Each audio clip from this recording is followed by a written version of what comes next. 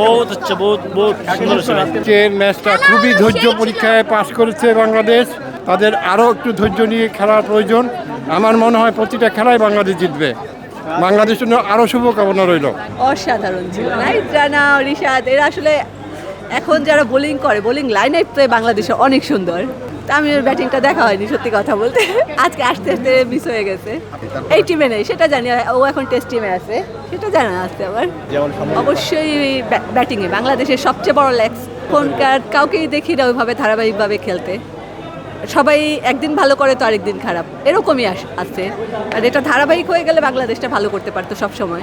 প্রতিপক্ষ যখন নিউজিল্যান্ড এবং ঘরের মাটিতে খেলা, আপনি সেই 17 সালের মানে কার্ডিফে 34 রানের 4 উইকেট পড়ে যাওয়ার পর যে সাকিব বা আপনার নিউজিল্যান্ডের মাটিতে আপনার সেই 2017 সালের 217 রানের বাংলাদেশের মধ্যে সর্বোচ্চ রানে ইংলিশ বা মিরপুরে 2017 সালে যে বাংলা ওয়াচ 4-0-তে সেখানেও সাকিব সেরা বোলিং ফিগার। সাকিবকে মিস না করার আর কি কোনো কারণ নেই।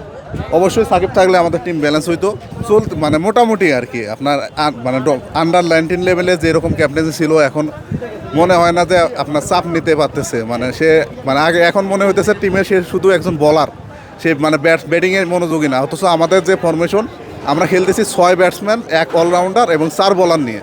মিরাজের মনে হয় শুধু বোলিংয়ে ফোকাস করা হইতেছে, ক্যাপ্টেন্সির একটা এক্সট্রা চাপ থাকতে পারে সেটাও।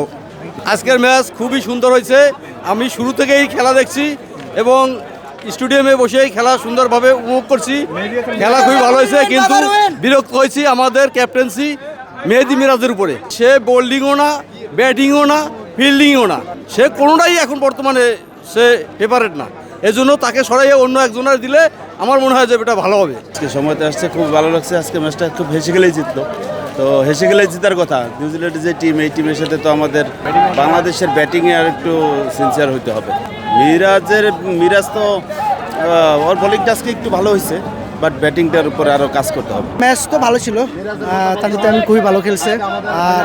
আর মিরাজ নাইমা হচ্ছে বোরিং খেললো, শান্ত একটু ভালো খেলছে, বাট যেই পার্টটা খেলছে 50 করছে, 50 করার পরে ও অসুস্থ হয়ে গেছে।